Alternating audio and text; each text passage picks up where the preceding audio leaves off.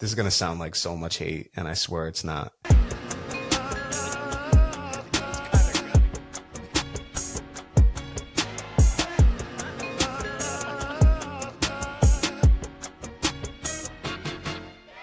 Welcome back to the Warner Brothers Podcast. Today it's Kyle, joined by my boy Tim. Tim, how you doing, bro? Doing pretty well. How are you? Pretty good. Halloween edition of the Warner Brothers Podcast. And it's Friday, so obviously that means we are doing our picks for Sunday. Last night we had Ravens. Where was this? Was this in Miami or was this in Baltimore? It was a home game, right?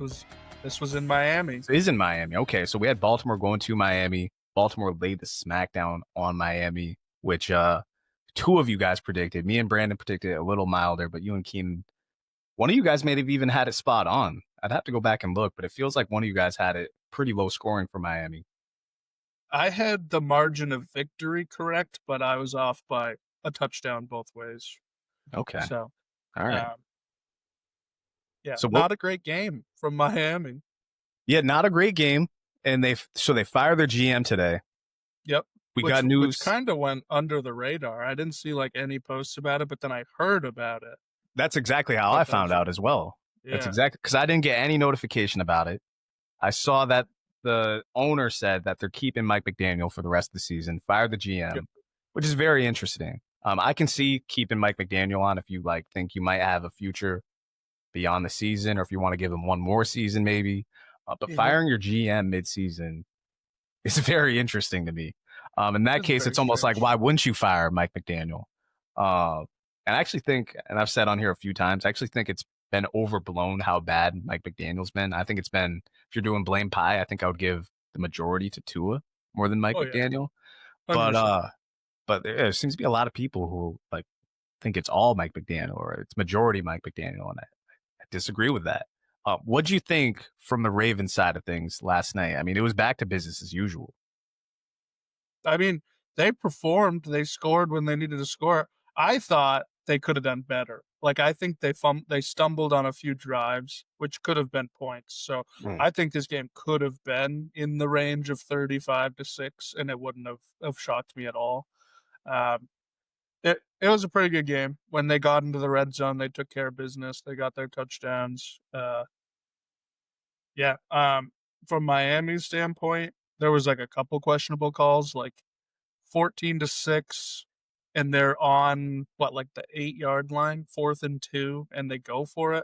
And this is right before half, so I was like, I kind of want to go into the half 14-9 and be like, yeah, I'm within striking distance. We're in this game. But now we're down over a touchdown and we can't really do anything. So didn't love that call. But, yeah, like you said, I don't think most of this was Mike McDaniels. This was mainly Tua. The picks, just pretty bad throws.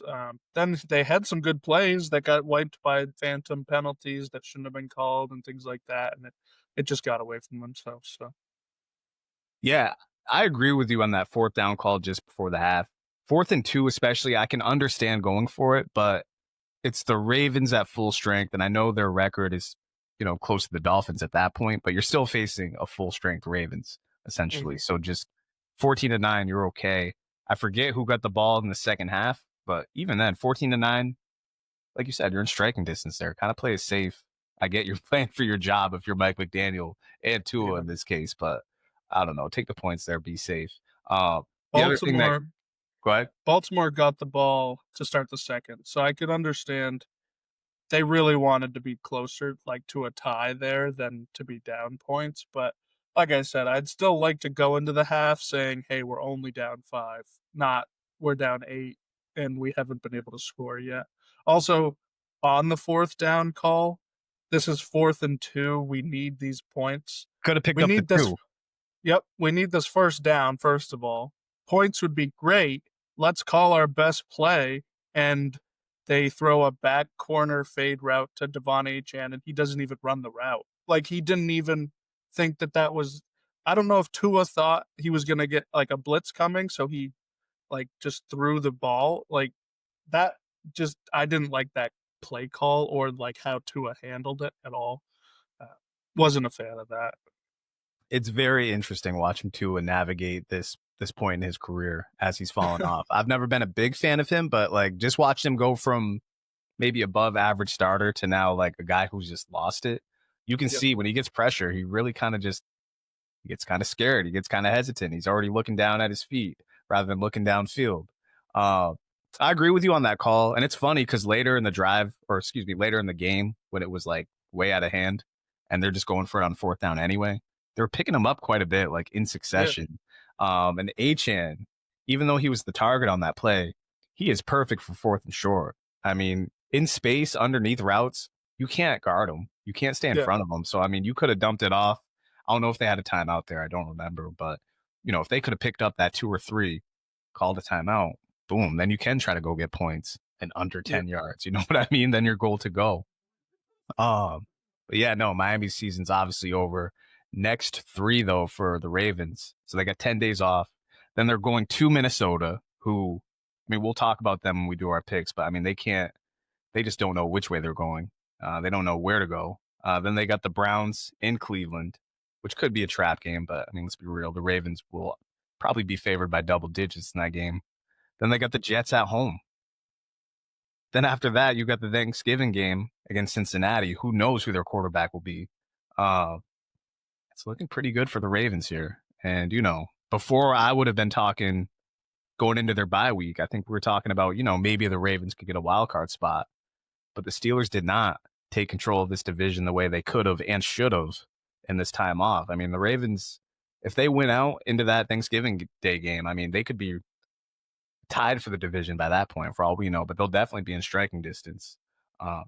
Any final thoughts on this Thursday? Oh, go ahead. I got 2 things. So one, the last like 2 weeks, even through their bye week, they've been favored to win the division, like on the sports books, which is like funny because they were at one point 3 games behind and they had 5 losses already. So they're already asking them to do the impossible, and Vegas is just like, yeah, they're probably gonna. Like, all right, that's funny. And then another thing, to jump back to Tua, he had said traveling Baltimore fans made the game hard for them because of the noise. He said this? He said this. Yeah. He said that traveling Baltimore fans contributed to the poor performance because of the crowd noise. I think the crowd noise he was hearing was the Miami fans booing him, and he just didn't realize it because they were pretty pissed like a lot of that game. So pretty good chance. Tim, you would have loved this. Did you see the clip of Tua trying to hype up his team pregame? Did you see this? Oh my God. I'm a big fan of QBs not being able to. I love it when QBs lose the locker room and then they try to hype them up and nobody's like into it. It's so funny. Let me see if I can. So you did not see it? Did not see it, no. Let me, it seems like I at least liked it. That's all right. Yeah, the Trevor Lawrence one was terrible. I mean, even Jameis Winston had a bad one. Kirk Cousins has had bad ones. This one was awful because he said something like, we need 1 hour of greatness, and then he switched it to 4 hours. 1 hour. It's a little. We'll be here a little bit longer than an hour. Actually got it for you right here. Hold on, I'll send it. You can view it after this pod. It's an 8-second clip. But yeah, it's a great one by Tua. We need 1 hour of greatness. All right, we need 10 weeks of greatness, and we can make the playoffs. Like CTE Tua at his best, at his finest. Let's get into these games though. So so between last week and this week, we've got a break from the international games. Next 2 Sundays, we will have international games. Pretty interesting slate here. We're going to start off with the Atlanta Falcons going to mine and Keenan's New England Patriots. Patriots are favored by 5.5. It looked like at one point this could be Kirk Cousins again, but it's Michael Penix starting, which does help. I personally do not have much faith in the Atlanta Falcons going on the road against anybody. I'm going to take the Pats in this game. I'm going to say 28-17. Big cover, big points for the Pats. They've been playing well at home. They've been playing well, period. This is a favorable matchup. I can't imagine Vrabel loses this game. That would have the Falcons fall to 3-6. And they've kind of got to get it going.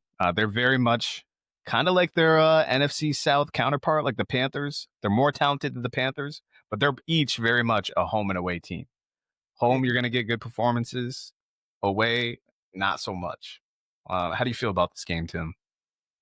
This game's been really confusing me. Like I said a few weeks ago, the Falcons are an on-off team. They're either on or they're off. And the last 2 weeks, they've been off. The week before that, they were on. I kind of want to say they're on. I think we could get a bounce back here, which is tough. Interesting. Because everywhere that they succeed, the Patriots are good against. They're good against the run. They're good against wide receivers, good against QBs. So like all of that comes together and says like, oh, I should pick the Pats to win by 5 to 10 points and call it good. But this is the Falcons. They're like a completely confusing team. So I'm gonna take the Falcons. I'm gonna ride with it. Ooh. I'm gonna put some not some controversy, but I'm gonna put some.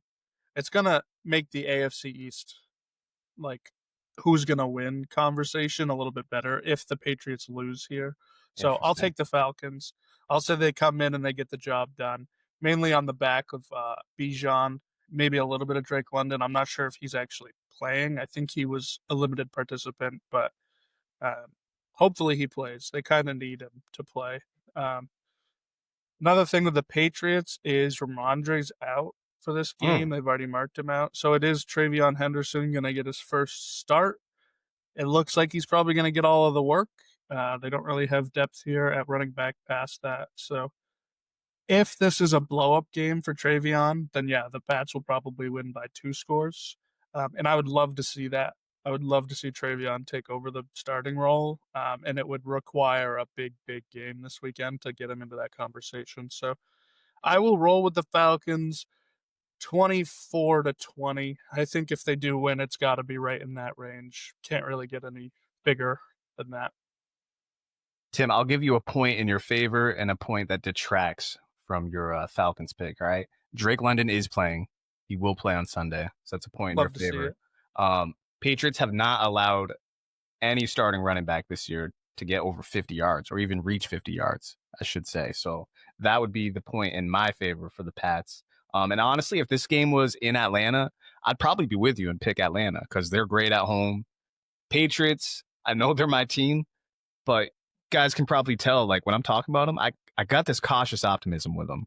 I know they're a good team. I know they can beat teams that are less than or at their level, but I'm not sure if they're a great team. Yeah, they're going to be in the playoffs. I don't know if they can make the AFC Championship, right? I don't know if they're a true contender yet. They seem to look the part because they can beat up on these lesser teams, which is a good thing. But I don't know. I do think they beat the Falcons handily, but if this was in Atlanta, my answer might be different for sure. Any final thoughts on this game before we move on? So the Falcons' NFC South rival, the Carolina Panthers, are going to Green Bay, and Green Bay is favored by 13.5. For Keenan, our editor, I don't know if I said this, Patriots are favored by 5.5 in that first game. Forget if I said that or not, but that's for Keenan. 13.5 though, Packers over the Panthers. How do you see this game playing out, Tim? I think it'll probably be out of hand in the first half. I think the Packers will be above that 13.5. We got Bryce Young coming back, I believe. Is he for sure in? I believe so. Let me double check on that. That's the last I heard, was that he was practicing all week and it looks like he's going to play. You're coming off a week that you missed with an ankle injury, which means his mobility might not be there, which could mean the end of the world for this team. Micah could have 7 sacks in this game, and it wouldn't surprise me at all. So I think we'll get a final score, probably like 32-14. I'll say 14. We get some garbage time. I think the Panthers' first drive will be good, and then from there on out, it'll be just a bad game to watch. So. Yeah, sounds about right. Like, it's funny, this team, like, we talked about them at the end of last season. Like, before we really got to the NFL offseason, we talked about, like, hey, Bryce Young looked good or better than expected. Maybe this is a team that's on the rise. Then they started off their first few games. They looked like dog shit again. Then they picked it up. Then they had that weird win over Atlanta where they just mopped them 30-0 and have looked good at home since. And Bryce Young at the least looks competent. Like he looks no better or no worse than your average starting quarterback, right? He looks like he has confidence, which is the good thing. And like you've pointed out, like their run defense at times looks pretty good. Their pass rush at times looks pretty good, especially at home. On the road, though, like them and the Falcons both, at this point, I think I'm going to start blindly picking against them on the road. And when they're at home, I might pick the Panthers to cover at the least. And the Falcons, depending on who they're playing, I'm probably going to take them to win because they can just flat out be explosive at home. Talk about ATL. But it is the Panthers on the road. You said life could be over for them if Bryce Young can't move well. You're absolutely right. I know the Packers had a good, convincing win against the Steelers. So maybe it could be a come down spot. But hey, it's November. November 2nd by that time. It's home. The weather will be a little colder. It's the Carolina Panthers still. I don't see them putting up much of a fight. I think the Packers cover handily. What'd you pick the score? Did you say 32-14? Yep, 32-14. Weirdly, that's like exactly what I was going to pick. Actually, I'm going to stick with it. We'll be on the same page there. I'm picking 32-14 as well. Pack all day. Give me 28 to. It'll have to be 28-7 at halftime. Like they've already blown them out, and then we get a bunch of backups. In fantasy this week, I almost started Emmanuel Wilson because I think the Packers will be so far ahead at half. He will get a ton of work in the second. And then obviously I just don't have any running backs to play with Scatabo going out, but luckily lucked out of that. Don't have to make that situation anymore. Speaking of fantasy, Tim, and speaking of like the two people involved here, I faced you in both leagues. I faced you in our sleeper league and I faced you in our traditional league last week. Almost tied with you. And if you've listened to this podcast, I'm a fan of ties just for chaos. I wanted to shake on it and say, let's just tie. I was kind of okay with it. And then somehow you picked up like 4 yards and then I won. I don't really know how that works, but. Because right before that, Xavier Worthy picked up a 1st and 10. Did he? So I didn't even catch like that. 1.5. Yeah. So then when Rashi got 4 yards, it wasn't enough to make it. I did not even catch that. I was like, what the hell? I saw it happen. I saw it and I was like, GG, that's game. Like they're not throwing at this point. And then they did. It was 1st and like 17 and they threw it to Rashi and he got like 4 yards. And I was like, that's game. There's nothing I can do at this point. I really wanted to tie. I wanted it. I kind of wanted to too. I've never had that happen. So I'm like, fuck it. Our league's already pretty competitive outside of the bottom two. Like there's not much space. So I'm like, yeah, let's tie. And then in the sleeper league, I start Bryce Young. Completely forgot about it, that he's not playing, that Andy Dalton's there. Benched Fields because I assumed he wasn't starting. Fields ends up starting. I realized this, probably 1:02 p.m. I'm like, oh, I can't change anything. I somehow pick up the win. I don't really know how that happened, but it happened. A lot of my team is bad, like quite a bit. And there were I had a bunch of players on bye. So like Trey McBride was out, couldn't really fill the tight end spot at all. I lost Scatabo halfway through that game. So True. Like that was a big part right of it. there. And yeah, no, it's the sleeper league has been kind of tough for me. Didn't realize how much of the super flex would mean like if you win or not. Like if you got 2 good QBs, you pretty much win every week because you can just fill in 60 points and then call it a win. True. Very true. I do not have that. Penix, Cam Ward have let me down. Cam Ward's a rough one, but it could pay off in future years, especially with Brian Callahan not being there. They might have a real head coach. Crazy thing is they could have Mike Vrabel as their coach still, but they did not want that apparently. No, they decided they wanted to ruin the franchise, that was a better alternative. They liked Dorby a little better. By the way, you want to talk about pain? Last night, I had 2 parlays where I had Lamar for over 15 rushing yards, right? I'm like, that's pretty safe. The Dolphins can't stop anybody. He'll probably break one for 20. He had 13 going into the 4th. Picks up 3 yards, got to 16, right? 2 kneel downs at the end. Do the math on it. Ended with 14. That's pain right there. It was rough. It was rough. And I was not too happy. He broke a good run, and he was a shoestring tackle away from taking it another 20 yards, and they got him. So that could have sealed it for you right there. That would have sealed it. But those damn kneel downs, bro. And especially it being Lamar, like usually 15 is nothing for him, but wanted to take it easy on that hamstring, I guess. Guess so. From one blowout that we have to possibly another, this is a generous line. We've got the Chargers going to the Titans, and the Chargers are favored by 9.5.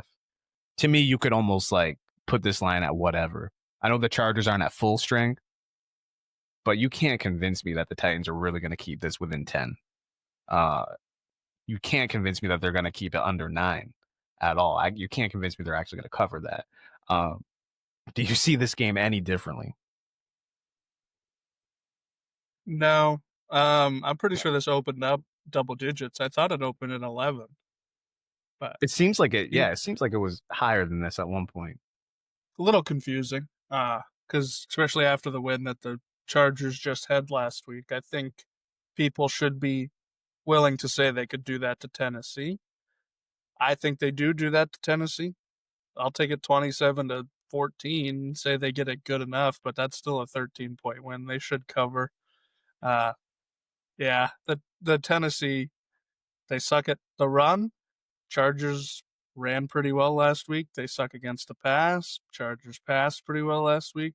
This could be way worse than 27-14. So, yeah, man, the Vikings are at least a competitive team, even with Wentz, and for sure a competitive defense. And Herbert kind of shredded them last week. And you're going to convince me that Mike McCoy and this ailing Titans team, who has nothing to play for, you're going to convince me that like they're going to put up a fight against the Chargers, who like have something to play for. There's some distance now between them and the Broncos and the Chiefs. Not a ton of distance, but like Broncos are starting to assert their will on this division. So the Titans are going to put up any fight. Like they didn't want to tackle Jonathan Taylor at all last week. They didn't want to tackle anybody at all last week. They're not going to do anything against this Chargers team. I'm going to call it 30-11 Chargers over the Titans. I just can't imagine the Titans put up any sort of fight. If they do and when they do, it'll have to be a perfect situation for the Titans because, yeah, Chargers could be a playoff team. Titans are a lottery team if there ever was one. They might get back-to-back number one picks for all we know. Very well could. Now, here's a question for you. It's a little too early, but this QB class before the season coming in was touted to be like really, really good. It's kind of fallen off. There's not quite as much top-end talent anymore. Talking about this coming season. Yeah. Okay. So if the Titans do get the number one pick this year, you think they would move off of Cam? I think we've seen a good amount of bad from Cam. I still don't think it's his fault. I think it's like a lot of coaching and a lot of just who's there. The personnel is pretty bad. I probably wouldn't move off. I would like the Titans to go out and move the pick and try to get a haul like the Panthers did a few years ago. I think that would probably be your best scenario. Move back, get a first or two, maybe a player, do that. But I've heard a lot of podcasts say like we haven't seen enough good from Cam that they are going to just take another QB at 1 overall, like the Cardinals did with Kyler Murray. They had just taken Josh Rosen, and then the next year they took Kyler Murray. It's a little different because you're going from the number 10 pick to the 1 pick and not the 1 pick to the 1 pick. So that's like a little worrying if they would do that. But what do you think? You think it could happen or what? I mean, you've heard me say on this podcast, I would like to get as much quality at QB as possible. So if they wanted to take it, by all means. I mean, they kind of did the same thing with Will Levis. He was not a first round pick, but early round pick, right? Second or third? Second, I believe. He was projected to be a top 10 pick. Like he was like minus 1,000 to go in the top 10, and he fell all the way to like mid second or late second. Might even been the third round. But I might be thinking of Malik Willis, so I don't know. Oh yeah, true, yeah. I do remember some Levis hype coming out. I actually like Cam Ward, even though I know last year's class was touted to be a weak QB class. I kind of like what I've seen from Cam outside of, the normal rookie stuff, on top of having just probably the worst coaching staff in the league. And that's even with now Mike McCoy replacing Brian Callahan. So, I mean, why not? If you have any questions at all about Cam, you can still develop him while taking a top tier guy. I mean, what would be the problem? I mean, hey, case in point, I said the Vikings should have just franchised Sam Darnold. If anything happens, if he doesn't perform up to snuff, you got JJ right there. I bet you the Vikings wish they did that.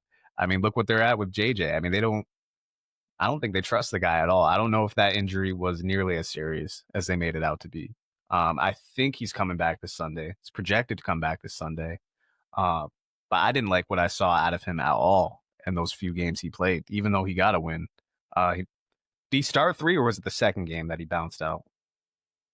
The end of the second game, he got bounced. So he got that win, and then he got injured in the second one. Yeah, I mean, I don't think you can go wrong by taking all these quarterbacks. And you find out, like, if your quarterback's got that pressure in practice, you'll find out if he's like that guy. You'll find out pretty quickly how competitive these guys are, how soft or not these guys are. So that would be me. And you don't see a lot of any GMs really do that. But I'd love to see more and more GMs take and sign quality quarterbacks and to have some competition in your room. I don't think there's anything wrong with that. And in case of injury, you got a guy who can play. You're not in the Bengals situation. This next game is very interesting to me, though. We got the Broncos going to the Texans. Texans are favored by 1.5. That is extremely interesting to me because this was the same exact line as it was with the 49ers last week. And you heard me and Brandon kind of going back and forth like, that's weird because, yes, the Niners are banged up on defense, but they seem overall to be the better team, right? Broncos overall are pretty healthy. They're coming off 2 damn good wins. They've probably got the best defense in the league, if not a top 3 to 5 defense for sure. Texans, you could argue they do as well. But 1.5, I wouldn't be mad if this was a pick 'em. I wouldn't be mad if the Broncos were favored by 1.5. How do you view this game? I think this is just going to be a really low-scoring game. Like I'm going to pick both teams in the teens for this one. Pretty much just a defensive bout. The Broncos might not have Pat Surtain. I haven't heard anything about that. Yeah, he's out. Okay, that makes sense. They said he was week to week, so that could be the nail in the coffin. But I kind of trust the defense with Denver to get to the quarterback. Their pass rush has been pretty solid this year, and it has for the last 10 years always been a very good pass rush. So I think that with Houston's poor O-line, I think that could just be the end of the game. As if they're pressuring Stroud, then we see the bad Stroud, not the Stroud that we saw last week when he has time to throw. So that's the thing. I think I'll take it I'll take it 17-14 Denver. And I think it all comes from defense, just giving them good field position where they can, kind of just give me some gimme touchdowns. They're pretty much going to win. That's exactly the problem I'm having with this game and why I was so shocked at this line, that it was the same exact line as the 49ers in Houston. Because, okay, your case for that line would be that the Niners cannot create pressure. We know damn well the Broncos could create pressure. And on top of that are just physical. They're tough to gain 6 to 8 yards on, just period, on any down. So the fact that they can get to Stroud, and that's the weakness of this Texans team, is their offensive line. Is Nico back for this game? I think he is. I believe so. They said he was practicing, and on ESPN they took away the questionable mark, so I'm pretty sure he's out. Okay. All right. So this is where I get in trouble with these picks, man. My head says to just pick the Broncos and roll with that because they've got a real defense. And the Texans, unless they're facing a depleted team, they can't move the ball, and they can't move the ball well. The fact is, though, the defense can keep them in this game. We've seen Bo Nix have his struggles more often than not this season. So I'm going to roll with the Texans because I do want further chaos in the AFC South, further chaos in the AFC. So this might be against my better judgment, but I'm going to go with the Texans 19-17. I got it low scoring as well. Next game, you want to talk about chaos? Go ahead. Oh, you're good. I was just turning the mic on. Got you. Two teams that don't deserve a lot of love, I will say. Almost seems like whoever loses this game will for sure be out of the playoff picture one way or another. And that is the Chicago Bears going to the Cincinnati Bengals. The Bears are actually favored by 2.5 points. Jake Browning will be starting for the Bengals this game. How do you feel about this game? Will you be watching this game? Probably not. Did not know Jake Browning was starting. What I heard today was that Joe was giving it an optimistic shot that he'd play, but really, I still haven't. I didn't see that at all. So this is new news to me. I'm gonna check right now. Last I heard was Browning was starting. It's 6 hours ago. Bengals QB Joe Flacco says he feels good enough to play. Interesting. Now he is 75 years old, so I don't know what that means. Could feel good today and not feel good Sunday, right? He could just wake up and be like, "Yeah, I slept wrong. Can't go. I can't make it to the stadium, guys."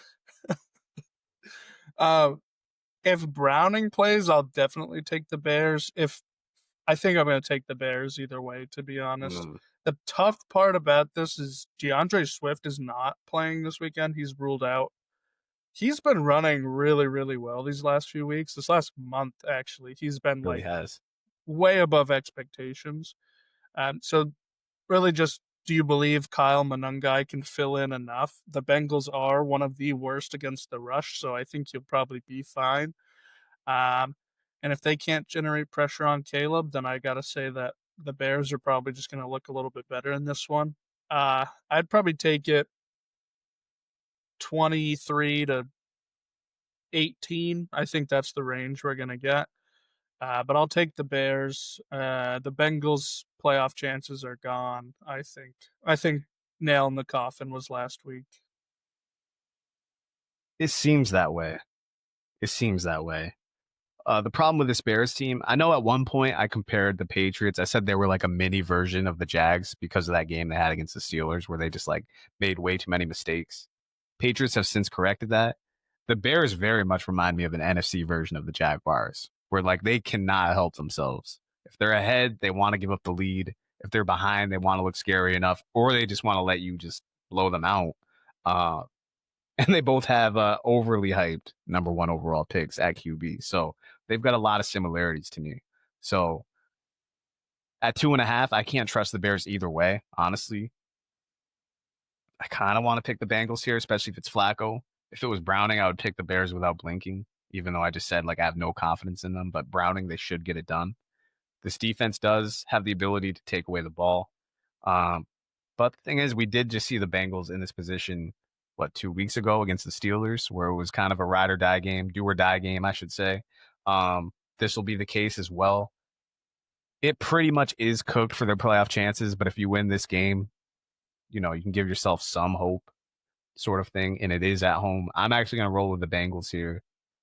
I feel disgusting for it, but I'm going to roll with the Bengals. Let's say 24-23. This is an ugly game. Caleb's going to do 1 or 2 things, maybe even 8 things if you're a Bears fan that just piss you off in this game. So, yeah, it's ugly. A more appetizing game, a way more fun game, probably the best game in the 1 o'clock window. Colts going to the Steelers. Colts are favored by 3 on the road. Fantastic game to me. How do you feel about this game, Tim? I like the Colts to continue. I think this is a sneaky shootout game. The over-under was 50.5, I believe. So I think they already believe it to be a pretty high game. I think we could get into the 60s. I don't think that would be unreal. The way the Colts have been playing, man, you kind of got to, against this Steelers defense, which has not looked very good these last month and a half, 2 months, all the way back to the Patriots game, they haven't looked that good.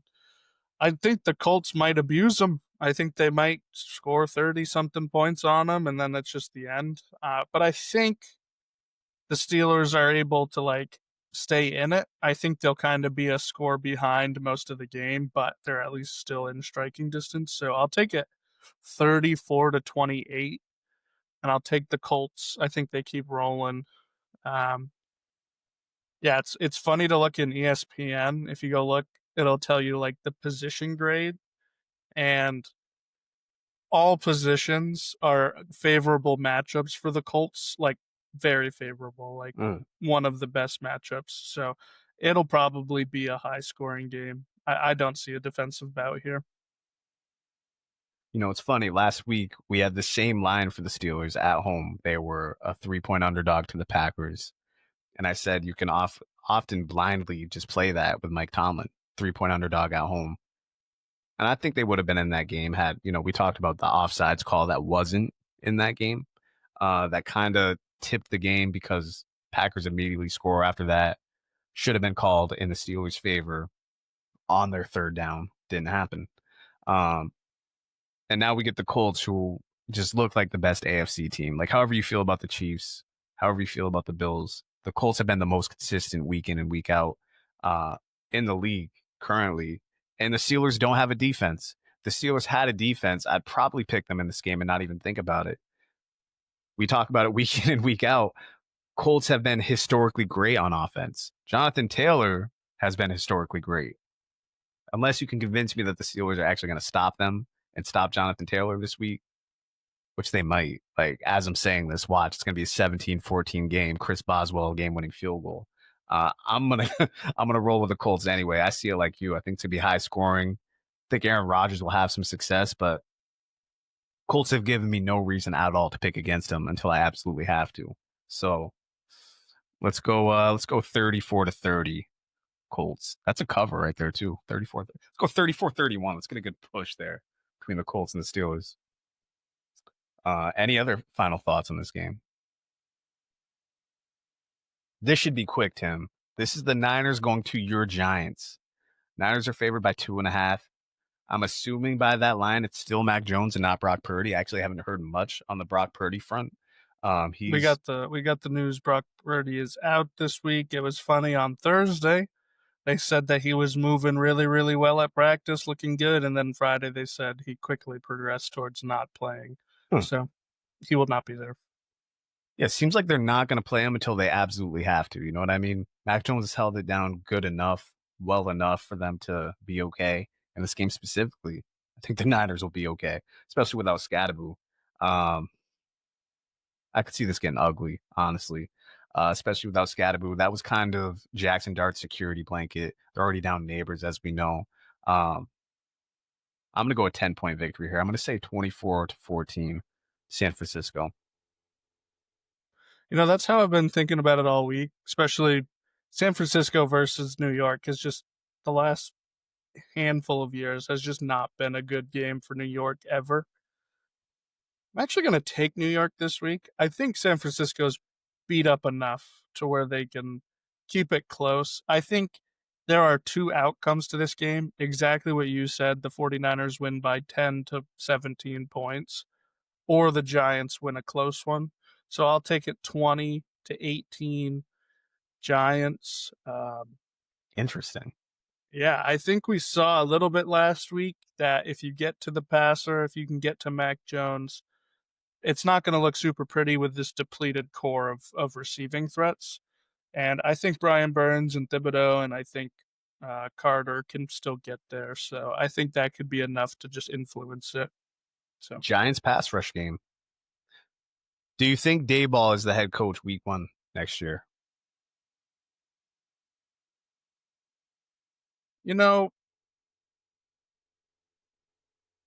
I would say no. I would say it's probably just time to move on. Mm-hmm. But I would also fire Joe Shane and just take them both out. He should have been fired last year. Definitely. Like what he did with Daniel Jones and Saquon is a big enough fumble to be like, you're done. I think what's realistic is that they're both still here. And I think that Daboll wins enough games to where John Mara's like, that's fine. You're good enough. We like to see they at least did have some shine. They looked like, at one point this was going to be a fun team you could watch every single week and compete with a lot of these teams. And that was without Malik Neighbors.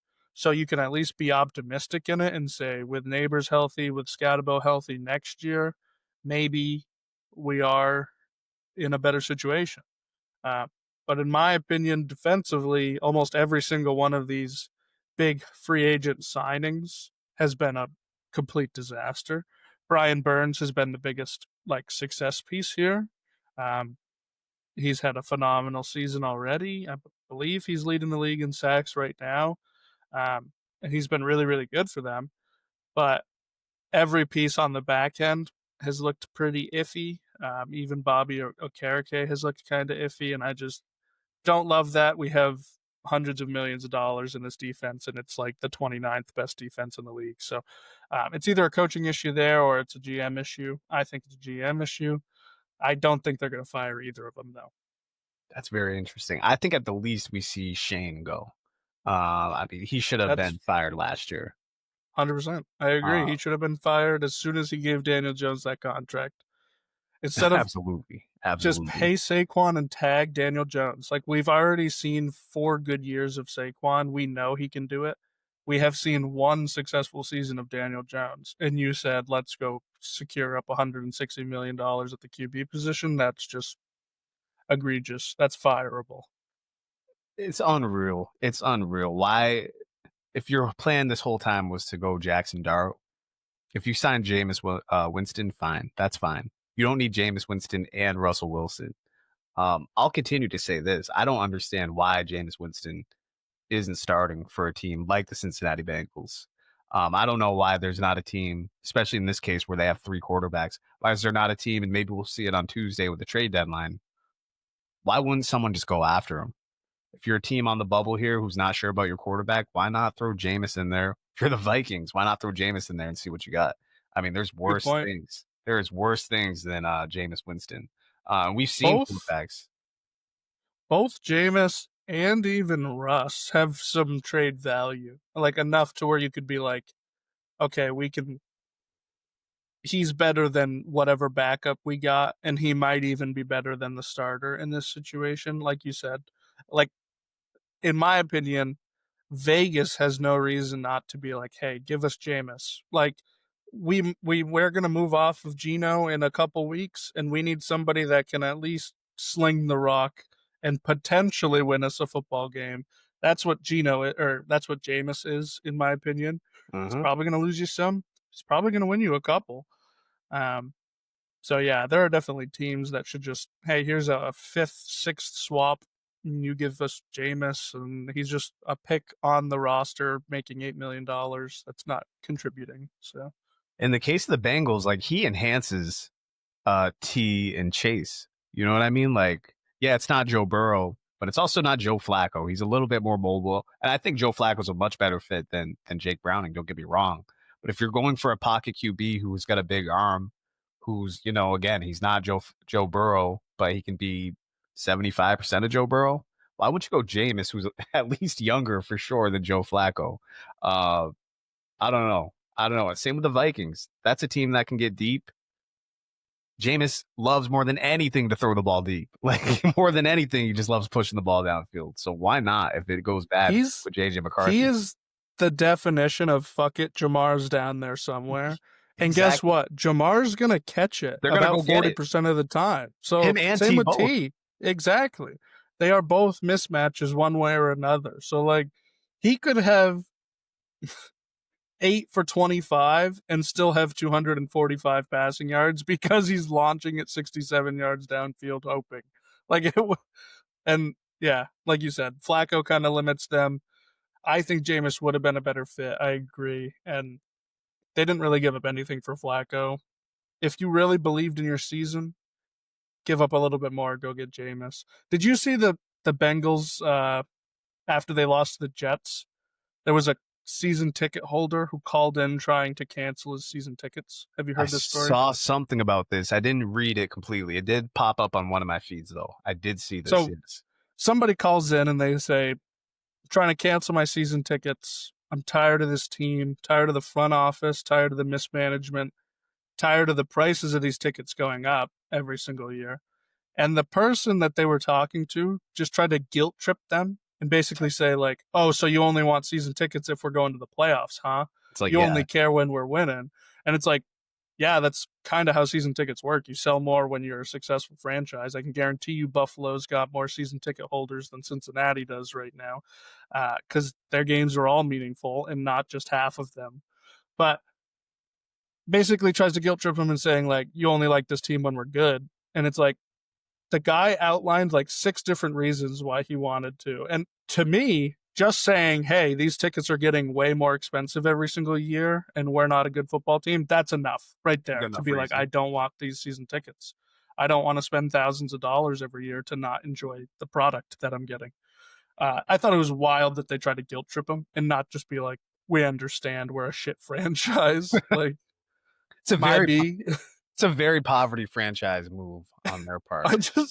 I can only imagine he calls him up and it's just like the owner is working in the call center that weekend. He's trying to like fill some positions because they can't hire somebody. He's like, oh, what? So you only like us when Joe Burrow is throwing 4 touchdowns? It's like, come on, you know when you want to keep your tickets. No, I don't.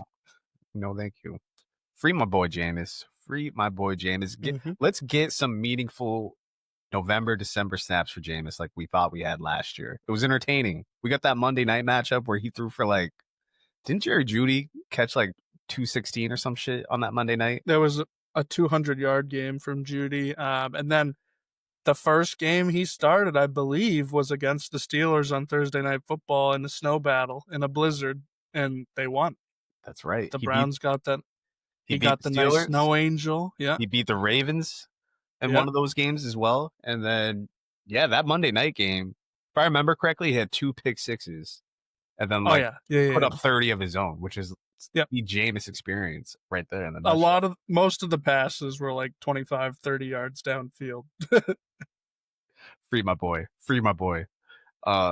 Next, this is the last game we'll be talking about in the 1 o'clock window. Vikings going to the Detroit Lions. Detroit Lions are favored by 8.5. The JJ McCarthy return game. How do you feel about the whole JJ McCarthy experience in general? Now 8 weeks in, 9 weeks in, technically for him, 2 weeks in. How do you feel about it? I've kind of been on the side where I didn't like what we've seen from JJ McCarthy. I don't necessarily think it gets better on Sunday. You're playing against Detroit. You said this is in Detroit? In Detroit, off a bye. That's pretty spooky. I will say Detroit's secondary is pretty beat up, and they do have the wide receivers to abuse that. The question is, can the quarterback get him the ball? And I'm going to say no, I don't think that's going to work out very well. I don't know. I think we see enough Sunday that says, all right, this J.J. McCarthy experiment would be looking a whole lot better if we franchise Sam Darnold. I really do. So one thing, I'm now blanking on his name. Their left tackle. Is it Christian Darrisaw or is it somebody else? He was injured last year and he came back last game, but they had him on a snap count. Okay. When he's healthy, he's like an all-pro left tackle. So that might be enough to help them get the ball out in time. But if he's on a snap count again, I don't love that. So Aiden Hutchinson just got paid. Pencil him in for 3 sacks tomorrow or Sunday. And then that's it. It's curtains for Vikings. So I'm going to take a big win here. I'm going to take a really big win here. This is the damn Detroit Lions off a bye. 45-10. Oh, I thought you were going to put a 50 up on them, but you got close. They could. It wouldn't blow my mind. Yeah, you know what? My case against JJ McCarthy, aside from the whole Sam Darnold experience that we saw last year, was, he hasn't played essentially in a year and a half, 2 years. He hasn't taken a snap in competitive football for a long ass time, right? Gets those 2 games, gets 6 more weeks off. So he was already rusty in those first 2 weeks. Clearly, he's going to be even more rusty now. And not only is it a divisional matchup, but what some would say is the class of the NFC North. It's either them or the Packers, obviously. So at home, off a bye, Dan Campbell, we know how he likes to do these games. Exactly why you picked it at 45. I'm not going to go quite that high. I'm going to go 38. Let's say 38-20. We get some garbage time production from JJ McCarthy here. But 38-20 Lions, I just can't see this being competitive. The thing with the Lions sometimes they do not allow garbage time. They will just still have their starters. They are out the garbage there. time. Like they want to produce a garbage time. That's true. Exactly. And they can't just be like normal plays either. It'll be like, all right, now's the time to run a Jameson Williams double reverse pass right here. Yep. Like double reverse pass, 40-yard throw down the field to they want to style Jared on Goff. Yeah, right. Exactly. They want to style on you for sure. For sure. If we get a 40-yard reception from Jared Goff after you just threw it out there, like that's the thing with the Lions. You just never know. You just never know. You never know. First play of the game, they're like, fuck it, Philly special. Just go long. Philly special extreme. Jared Goff going deep. That'd be nuts. These next couple games I'm going to read off here in the 4:00 window before we get to the biggest game of the week are pretty garbage. I don't think we'll spend too much time talking about them. We've got the New Orleans Saints going to LA to face the Rams. Rams are a 14.5-point favorite. Your boy, your prediction doesn't look like it's going to come true because Tyler Shuck will be starting this game apparently. I don't know. I don't know what to say about him. We didn't really see much out of him last week, and the limited time we saw him. It's a tough spot for your first spot to be against the Rams in LA. They're also coming off a bye. Sean McVay coming off a bye. Matt Stafford coming off a bye. Puka's going to be healthy. I don't know. I don't got too much to say. What do you think about this game, Tim? He might start this game, but he probably won't finish it. He might not end it? It might be over by halftime. This is not a good team to play against in your first start. The Rams defense is pretty damn good. Is this in LA? Mm-hmm. Yeah, so that's low-key even worse. Louisiana Saints aren't going to look too hot this weekend. I'll take it 30-13 LA rolls. I agree with you. I think LA rolls, but I think they kind of take their foot off the gas late in the second half. I'll go even. No, I was going to say 30-17, but I don't know Shuck like that. And I don't like him because of how his last name is spelled against how it's pronounced. So I'll say 31-15 LA. Similar score to you. Not much to say. I mean, the Rams look quietly, not so quietly because a lot of people love them, but like they're kind of flying under the radar still somehow. I feel like more attention is being paid to the NFC North and even the NFC East. And the Rams are quietly just being elite on both sides of the ball. And quietly are like, 2 snaps away from being undefeated, honestly. You know, you don't get that field goal blocked. And then what was their other loss there? Who was it? What the fuck was it? 49ers on Thursday night. That's right. Yeah, that was a close game. That was a close game in OT. So they're minutes away, seconds away even from being undefeated. So, yeah, man, Stafford's looking like a MVP right now with 17-2. Puka's looking like goddamn Jerry Rice out there. So, I mean, they're going to style on the Saints unless Shuck's like really got the ability to move the ball. And it probably will look okay for the first 2 drives, part of the script, whatever. But this Rams defense is good. It's Sean McVay. It's Stafford. I could actually see it being competitive for a little while, especially if he's like at least as good as Spencer Rattler. We've seen Rattler be able to move the ball against some teams. So I could see it being competitive for some of the first half, and then the Rams kind of running away with it before taking their foot off the gas. So, yeah, 31-15. This game's just all kinds of ugly. Jacksonville Jaguars, favored by 2.5, which you could look at that either way with this team. Favored 2.5 over the Las Vegas Raiders in Vegas. You cannot trust the Jaguars either way. Exactly what I said about the Bears. The Raiders are awful. I expected them to be a league average competitive team. They have veered towards the bottom. They look closer to the Titans. They look closer to the New York Jets. They just look closer to a bottom of the barrel team. And Geno is just completely washed. We talk about Tua just completely losing it this season. Geno has completely lost it this season. I mean, the Seahawks had 10 wins last year. Missed the playoffs, but had 10 wins. Geno just does not look anywhere near close to the guy he's looked like the past 3 or 4 seasons. The one case you could say for the Raiders is that they're coming off a bye. And maybe, just maybe, terrible offensive line, but maybe they found a way to use GNT, and maybe they'll use him in the passing game a little more. That's really the only case because the Jags got a ton of talent on both sides of the ball.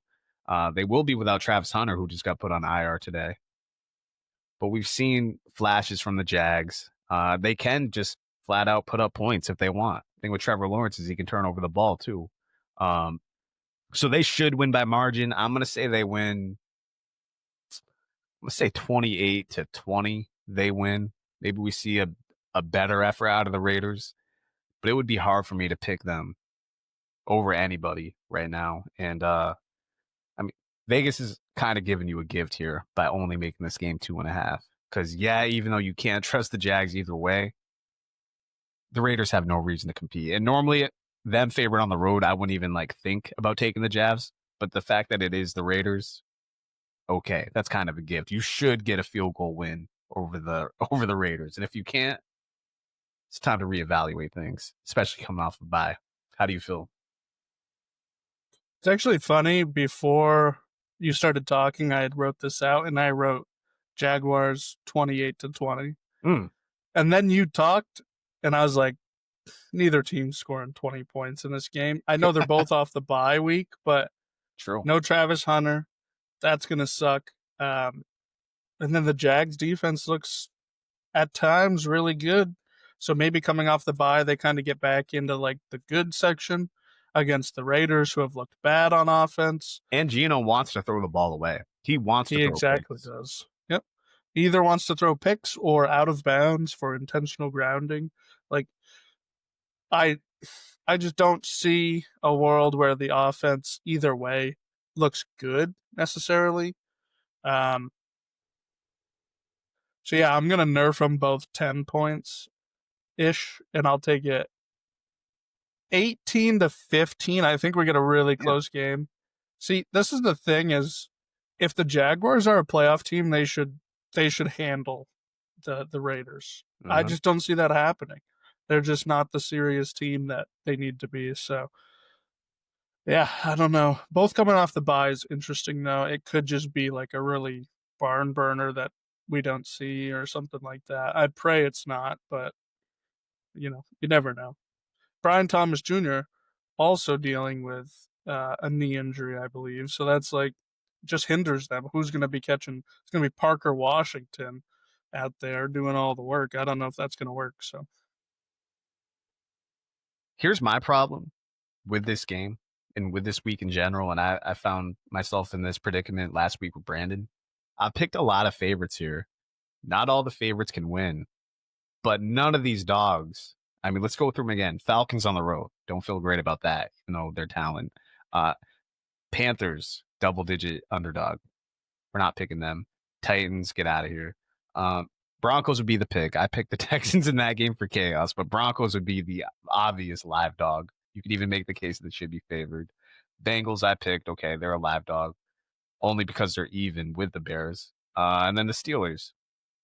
Right? You can make a case for the Steelers, but then after that, it's Giants, Vikings, Saints, Raiders.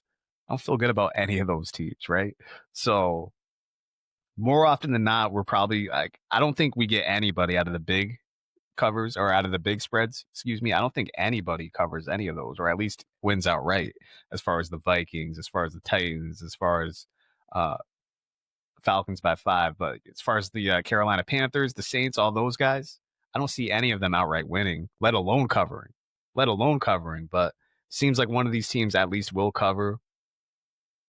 And it seems like the line on Colts Steelers 3. Okay, so that's not big enough to call it a big upset. Yeah, so out of the 50-50 games, the Bengals and Bears, Broncos and Texans, Steelers, Colts, the one we'll get to, the big game here at the end, and then Falcons, Patriots, but that's a very favorable matchup for the Pats. You pick the Falcons. And then the Giants and Niners would be the other one. Niners by 2.5. And then somehow, I really don't understand how this Jags Raiders game is at 2.5, but that's another short line. But I can't see I truly cannot see the Raiders winning that game. You pick the Giants. I mean, you might come out with a very successful week though if you get the Falcons somehow to pull that off, and if the Giants just come out super motivated and can put it on the 49ers. I mean, if I don't, then it goes completely the other way, and I have a really bad week because then a couple other underdogs are probably going to win, and then I'm 7 games back. Those would be the ones, and that's the thing you got to look for is like, regardless of what we think about two teams matching up, Dable's coaching for his job, and it is the Giants at home. Speaking specifically about this game. I've said this before. They're much better at home than they are on the road when they have a stadium that believes in them. And I think more and more fans across the country are believing in them. Like so many podcasts I listen to are just such big fans of Scatabo and Dart just because they're electric and they're fun to watch, not because they're Giants fans. Nobody cares about the Giants, but those two have been culture changers. So they want to see them. And at home, they've been damn good. So that's the thing. If you can at least move the ball now, we've seen on the 49ers. If they can't create pressure, and if they can at least simulate some of what Scatabo does, maybe I should flip on that pick. I don't know, but who knows? We'll see. But that's one you could talk me into. But I do think the fact that Scatabo was such a security blanket for Dart, and the fact that, you couple that with Neighbors, it's really similar to the whole Bosa and Warner thing on the Niners side of the ball. Anyway, let's move on because we got a humongous game to talk about. Of course, we're talking about the Chiefs going to Buffalo to face the Buffalo Bills. We get this every year because we are blessed, and of course, because the teams are at the top of their division, so they get matched up. Chiefs opened up, I believe, as a 2.5-point favorite. They're now a 1.5-point favorite. I honestly thought by the time we got to this weekend that the Bills would be favored by 1.5, but it's remained the Bills being an underdog. I cannot wait to watch this game. Tim, how do you see this game playing out? What are your feelings about this game? Tell me. At the beginning of the year, I would hear the ads for Paramount Plus, and they would talk about you have to have Paramount Plus because this year's Chiefs-Bills game is on Paramount Plus, and that you didn't want to miss the epic saga that is Bills-Chiefs.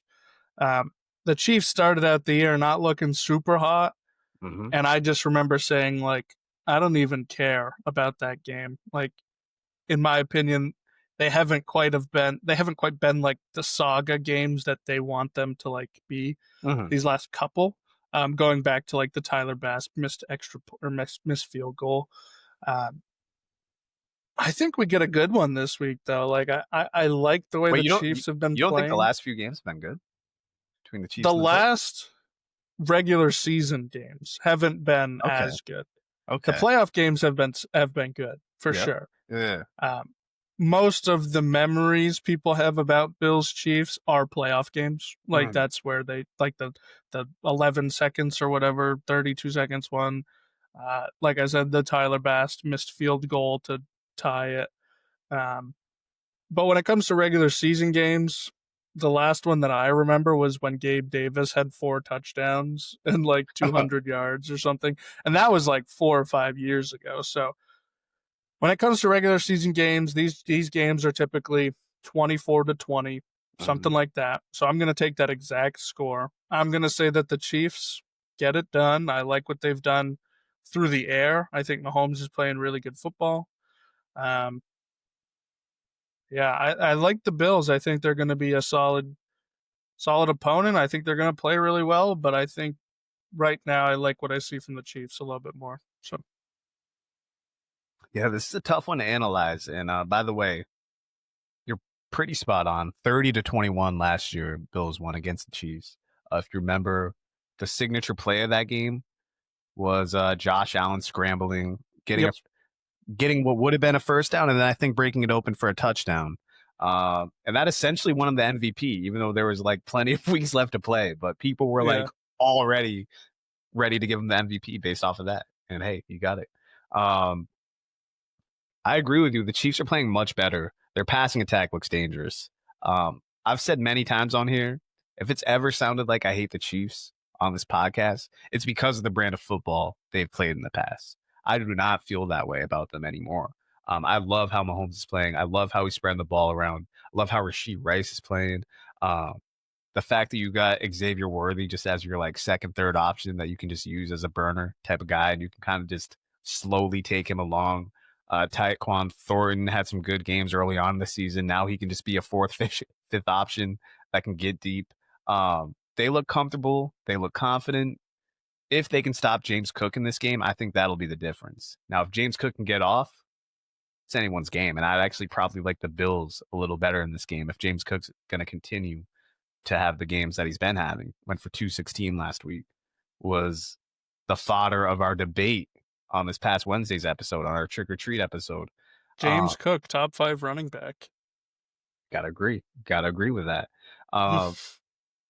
Josh Allen, though, this past week they faced the Panthers. They killed the Panthers, and that was a signature James Cook game, a career James Cook game. We haven't seen Josh Allen play well in weeks, essentially. Last we saw him before the Panthers game was that Patriots game, which was just a weird game in general that they lose. They bottled them up, whatever. You can kind of see that happening. If one way or another, maybe a divisional opponent could do that. The Falcons doing that to him, and him not even wanting to scramble, really, or leave the pocket, that's something you don't see. That's something you don't expect from Josh Allen. And again, he didn't really have to do much last week because it was the James Cook show. If he's not going to play well, this could be Chiefs going away. But if it's going to be James Cook going off, and if it can be Josh Allen at least returning to some form, they should be okay. They should be okay. I agree. I think we need to see MVP Josh Allen to win this football game, unless it's MVP James Cook. Like, those are the only two outcomes. So I think it's very unlikely that we see such a good game from Cook that just propels them. I don't think we see, I probably wouldn't even say he gets 100 all-purpose yards in this game. Really? I like the Chiefs D. I think it usually is. It usually tightens up in these bigger matchups. So I still believe in them. And if they can shut Cook down, then we need an MVP from Josh Allen to win. So you see this game being they take Cook away and put it all in Josh Allen's hands, essentially. Yeah, and I mean, that didn't work for him last year. That is kind of like the brand that Kansas City has played for a little while on defense. They kind of remind me of the Patriots, where it's like, we're taking away your number one option, and then we're going to play very solid defense against the rest of them. But your number one option is gone. Like, they're not in this game anymore. So if that's James Cook, they're going to take out James Cook. And then it's going to be on Dalton Kincaid, maybe Keon Coleman, Khalil Shakir. Like, those guys are going to need to step up. And Josh Allen's going to need to be right there with them. And I think he can. I absolutely think he can. Doesn't surprise me on either team winning this game. But just going to lean the Chiefs on this one. I agree with you. So I'm going to pick the Bills only because I've picked all favorites, seemingly. I've picked maybe one or two underdogs. So I'm going to roll with the Bills, especially with them being at home. But I do agree. I think the Chiefs are playing better ball at this point. It's really going to hinge on Josh Allen. Again, he hasn't played well the last few weeks. Maybe he's due for a big game. Maybe this is the one. He does get up for Chiefs games. We know that. He rarely plays bad against the Chiefs. I tell you this, if the Bills lose this game, go ahead and put something on the Ravens to win the Super Bowl, because A, they're already going to be at nice odds, but B, you're going to have the Bills at the roughest point in their season, losing essentially 3 of their last 4, with their one win being against the Panthers. So everyone's going to be on the Chiefs, and that's fine, deservedly so. But the AFC is going to be wide open.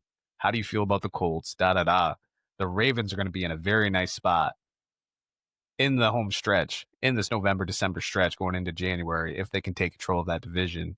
So, I mean, that might be a good bet to make, Ravens in the Super Bowl, because, man, who knows with the Bills? Everything was shaken out for the Bills to just be perfect for the season, too. And I'm not counting them out of this game. I'm picking them. And you picked 24-20, right, for the Chiefs?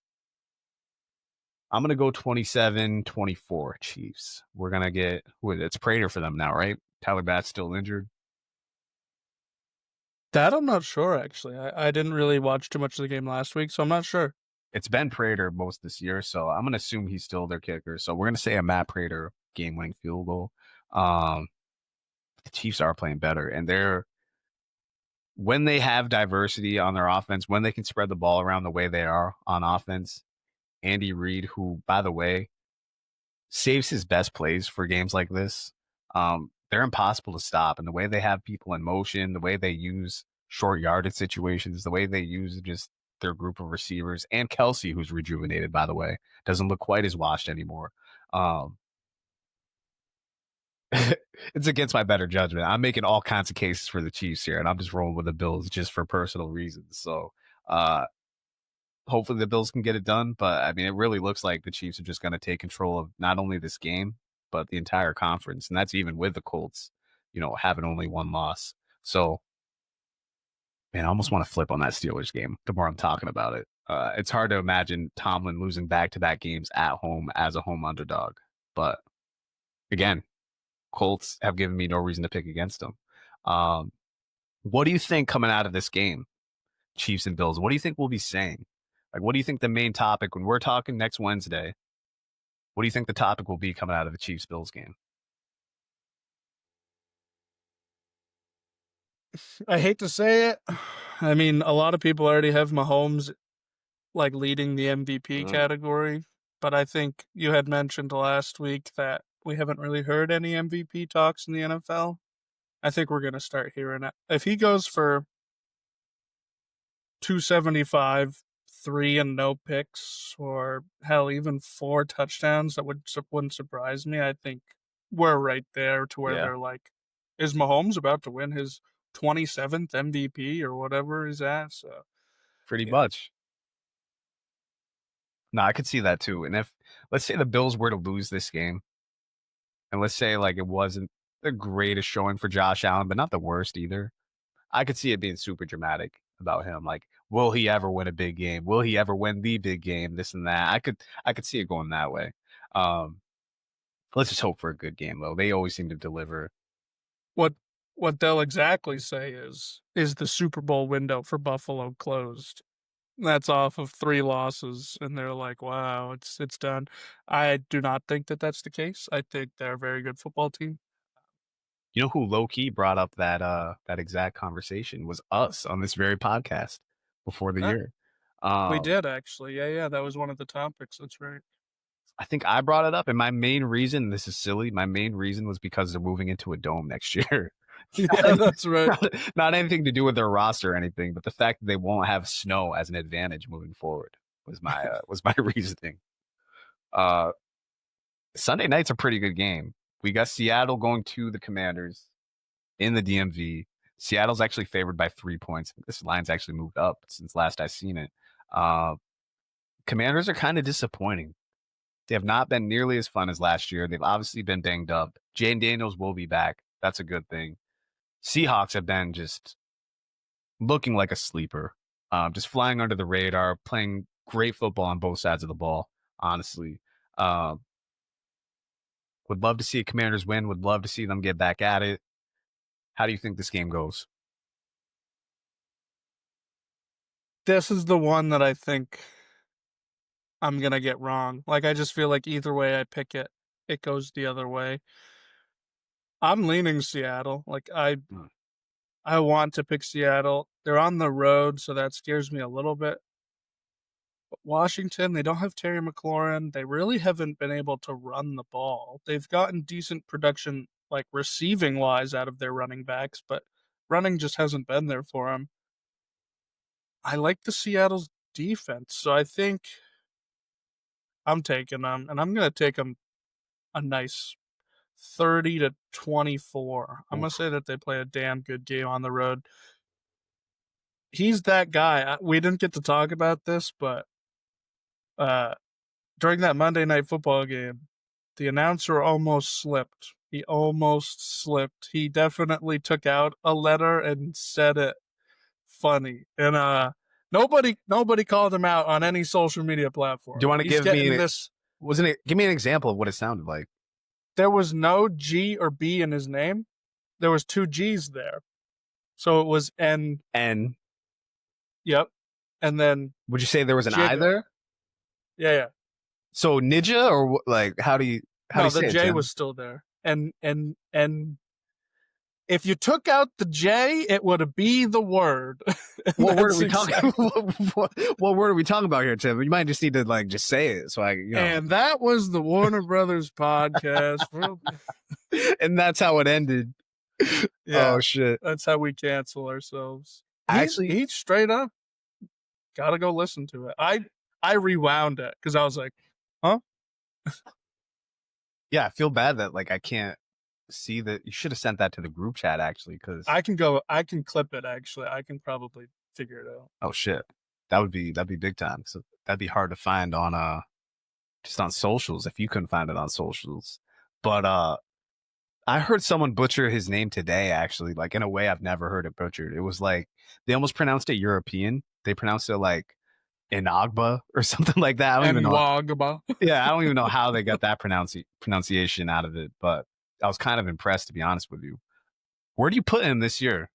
If you're ranking receivers, where do you put Jackson Smith and Jigba? You see, Keenan was making this argument saying that nobody would take him over Jettas when we're talking about who is the best wide receiver in the game. I was thinking about this. I think a lot of people would say that Puka is better than Justin Jefferson. And I really don't think Jackson Smith is any much further behind Puka. I think he's right on the same level. So I would not be upset. You can say that Jefferson is a better wide receiver and that if he was in that situation, he would be playing better. Sure. But he had Sam Darnold last year, and Jackson Smith is on a better pace this year. So, I don't know. The argument kind of goes both ways. I think he's top 5 right now. If the argument is talent-wise, maybe he's not top 5. But if you're talking about just production, how does he produce for the year? He's top 5. He's probably top 3. He might even be 2 or 1. That's funny because I was thinking the same thing earlier. In the same vein as you, it's all right, we've seen elite receivers with bad QBs. And yeah, for a few weeks, we saw with Chase, sometimes the ball doesn't get thrown to you and there's not much you can do. Carson Wentz, he's at least in the vein of Jameis Winston where he's going to push the ball. He's going to try to find you at least. And we've actually seen Justin Jefferson get open for Carson Wentz and even JJ McCarthy when he was playing. Not that I have much confidence in JJ. But I kind of feel the same way as you. Jackson Smith and Jigba and Puka both having similar seasons. Both just cannot defend them in the least. They're always open. JSN seems to just always find the end zone, seemingly. And like you said, the thing being that he had Darnold last year, Justin Jefferson, and then now you got Jackson Smith and Jigba with Sam Darnold now this year. So I don't know. Yeah, obviously Justin Jefferson is still a top 5 wide receiver. You'd be silly to take him out of the top 5. But I kind of agree with you. If you're going to put Puka ahead of Justin Jefferson, or if you're going to put Puka in that conversation, why can't you put JSN in that conversation? Because I certainly wasn't expecting this from the Seattle offense this year. And I don't necessarily think Keenan's wrong either if you put Justin Jefferson or Jamar ahead of him. Because, we saw with an able body and, of course, a Pro Bowl and up quarterback, what happens with these guys? Yeah, they're going to take the fuck off. They're world-class talents. But with receiver, all it takes is getting open. And JSN and Puka, they get open, they've got hands, and they score. So, yeah, you got an argument each way. In the case of this game, though, getting back to the Commanders and Seahawks, it kind of feels like the Commanders need to win this game to save their season. Seahawks have been an unbelievable road team under Mike Macdonald. That's one thing you would have going for you. But I do think the Commanders need to save their season. Jaden Daniels has not had a signature game yet this season either. Sunday night at home. Need to save your season. They need it in this game. I think we get a fun one. Excuse me, I got the burps. I had a friggin' warm-ass beer before I started this podcast. Not the best thing to have before a podcast. Perfect combo. Yeah, right? All of a sudden I just got indigestion. I'm burping. What the hell? I'm going to go 31-27. I think we get a very fun game. I think it's the Jaden Daniels coming out party part 2 for this season. Because, hey, I said it earlier. It's officially going to be November. You've got to be playing close to your best football. And I know they're unhealthy. But if Jaden Daniels is that guy we think he is, and he's that guy that we saw last year. You got to go out and win this game. So 31-27, they cover and then some. I did find the clip, and I did send it to you. So that was the notification I heard. Yeah. Cooper Kupp throws bad too. I remember the play specifically, and I was like, give it to me. All right, I will watch this. I will watch this after we finish this last game. So we actually got Cardinals at the Cowboys on Monday night. Cowboys are favored by 3.5. What do you think? Cowboys win? Do you think the Cardinals? I think this is with Kyler. I think Kyler comes back. Yeah, I'm pretty sure they said Kyler's playing. Cowboys defense is so bad. But their offense is good. And this is the Cardinals, and you know how I feel about the Cardinals. I'm going to take the Cowboys. I feel like I've taken the Cowboys now like 7 weeks in a row, and that has not worked out for me.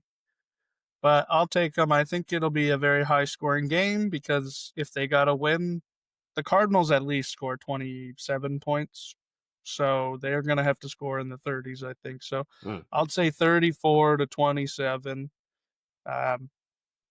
Their defense is so bad, like historically bad against all positions. They need help.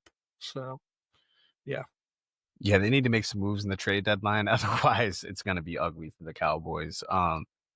Look, I think Jonathan Gannon is not one of the better coaches in the league, but I do think he's like slightly above average, at least. Like he's in the top 16, I will say.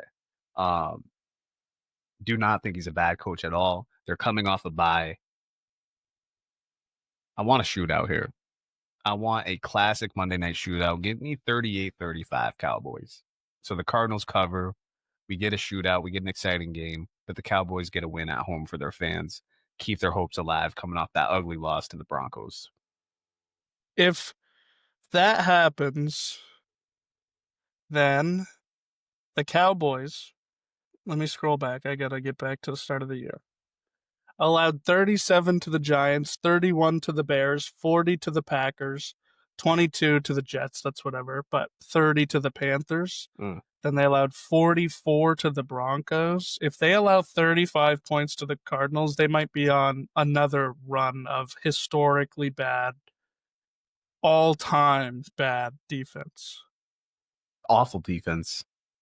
They haven't kept the team below 20 points all year. Not a single one. 22 who's the lowest scoring? 22 was the Jets and the Commanders both scored 22 on them. Okay.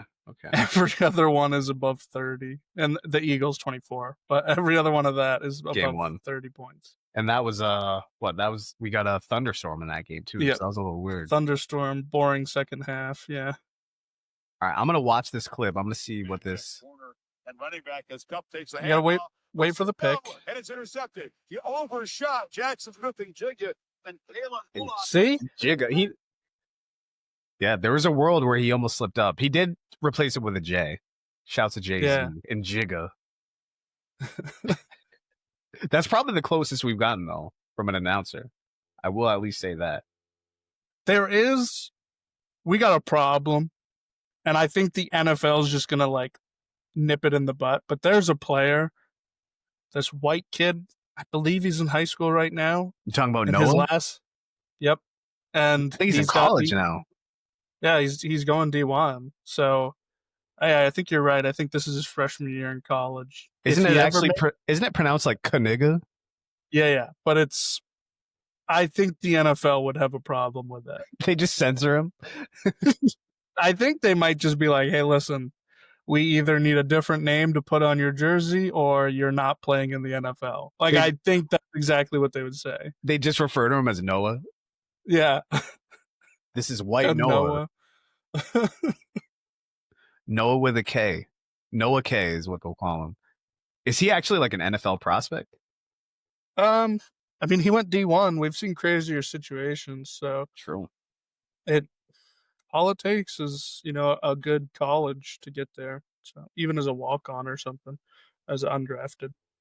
Let's hope for it so we can have announcers sweat for the remainder of his career, however long his career is. Let's root for that. Tim, any final thoughts on this week of football? Week 9, as we were saying before we get on here, blink and you friggin' miss the season, bro. Like we're here at it's the halfway point. I actually think, I could be wrong, I feel like I ask Keenan this like every 3 weeks, but I think this is when we get a second version of the QB tiers. When we did our pod on Wednesday, he said, "Oh crap, I was supposed to have QB tiers, so we'll do it next week." Perfect. I believe is the situation. I do have a question for you. I feel like the halfway point is like a perfect time to ask this question. We typically see 1, maybe 2 teams that are good fall off and just ruin their chances. Do you have 2 teams that you think could fall off in these next few weeks? I have 2 in my head. The Steelers are probably the popular choice. That's one of mine. Yep. Just off the top of my head, maybe them. The Chargers also look like they're veering in that direction too. Damn. I'm really going to lose this parlay because Jaylen Brown didn't get 4 rebounds today. That's really cool. That's awesome. Jaylen receding hairline Brown. Yeah, right. The Beijing rubbed off on OG Anunoby. That was insane. That's one of the most insane things I've seen in the basketball court.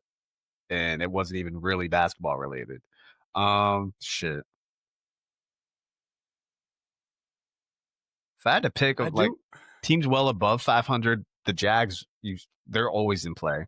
The Jags. That was my other team. Because I think both teams, everybody's on the Ravens to make the playoffs. And it might be enough to push the Steelers out. And then the Jags are just as unserious as can be. So exactly. NFC's wide open. I don't see the Bills falling off. They've got a pretty easy schedule. I mean, there's a lot of teams who are like 500 or worse that I could see falling off, like the Commanders. Commanders don't win this week. It's hard to see any case for them other than being just a competitive team that's trying to play spoiler for the divisional games. Eagles would be the other team, but they seem to, right when you want to count them out, man, they seem to just punch back, and I don't really understand it. Like you said, very reminiscent of the Chiefs teams of the last couple of years, with slightly more explosion. The Eagles at least have that going for them. If the Pats had a tougher schedule, I'd even say the Pats maybe, but everything is rolling in their direction. I'll say this, for all the love we've given the Packers, and we've mentioned this before, the Packers they haven't been as dominant as they looked like they were going to be those first few weeks. I agree. There have been teams that they should have just put away that they let be competitive and almost lose to. Like in the Browns game, if they were the true juggernaut that we thought, they should have handled that. Against the Cardinals with Jacoby Brissett as the starting QB and you're within 4 points at the end of the game, that's a little scary. Those are teams we would want to see them be like, yeah, we're a Super Bowl favorite. We're going to go win by 15, 30 points even. Yeah. And then you got the Niners here who I feel like they could go either way. I do think they're at least getting healthy on offense. Maybe they can make a trade on Tuesday that can at least bolster the defenses slightly, just a little bit. They did make one trade. They traded with the Pats for a D-end, I think. Can't remember his name. The Pats just traded 3 players away. Kyle Duggar's gone. And then how did I miss this? Yeah, they traded him to the Steelers. Are my notifications off because I didn't see any of this. Kyle Duggar was my favorite. They traded away both. They got rid of Jabril Peppers, who was him and Duggar were my 2 favorite Patriots going into this season, pretty much. And now they're gone. Jabril is the definition of Bill Belichick. That's the exact player that I would think Bill Belichick wants on his defense. Somebody who could play 3 different positions if he wanted him to. If he was just a little bit better at all 3, he could have been all pro on Belichick's defense. But he had some great seasons under us those last couple of years. Even last year under Mayo, he was one of the bright spots. But now they're both Steelers. Wow. So yeah, maybe Kyle Duggar will be enough to propel them over the Colts. Who knows? Yeah, man. It's funny because if you look at it the other way and say, all right, what team's going to take off? the very obvious pick would be the Baltimore Ravens. Yep. And then of the teams, that is a nasty ass spider that's about to crawl near me right here. Halloween. Of the teams that are slightly like, yeah, right, Halloween, exactly. Like I think the Denver Broncos are really about to take off, honestly. Like out of the teams that are already above 500 but are like hitting a surging point in their season, it'd be the Broncos for me. But Steelers, Jaguars, who else did we say? Possibly the Niners. I could see the Niners slipping. They traded for Keon White. Okay, yep. Don't know too much about him, but an edge rusher after they lose Bosa, it kind of makes sense. He's young, he's physical, he can at least help. He's not gonna, change life there. Well, hey, without further ado, I do like the slate. Even though we've got some giant lines, we do have Chiefs Bills. We got a good Sunday night game. Should have a firework of a Monday night game. And you might see the Lions just try to put it up on the Vikings. You got that too. So 500 yards of offense incoming. I like that. I like the bold prediction. Listen, this was the Warner Brothers podcast. This was Kyle and Tim. We will be back probably Wednesday. That's been our normal schedule, but we could pop up earlier if anything crazy happens. Keenan will be in Vermont next week, so you'll see the Warner Brothers podcast in person. At least two of us. Maybe we get Tim in tow. Maybe we get the trio in person. So you let me know. I'll make it work. We'll see what happens. We'll see what Keenan's schedule is. He's pretty elusive. We thought he was going to be here tonight, and then he said change of plans. we don't actually know what the plans were. Brandon's apparently going to Florida versus Georgia. I like Keenan's version better, where he said he's going to a Florida Georgia Line concert. I was just about to make that joke. Yeah, he's like, I'll be at Florida Georgia Line. Like, I didn't know you liked shitty music, Brandon. I had I had no clue that was a fun fact about you. But yeah, man, this is the Warner Brothers podcast. We will be back to review Week 9 next week. Again, can't believe that we are already halfway through the season. It's unbelievable. Follow us, like, subscribe, YouTube, TikTok, Instagram, etc., etc. We'll be back. Peace, y'all. Be safe. Happy Halloween.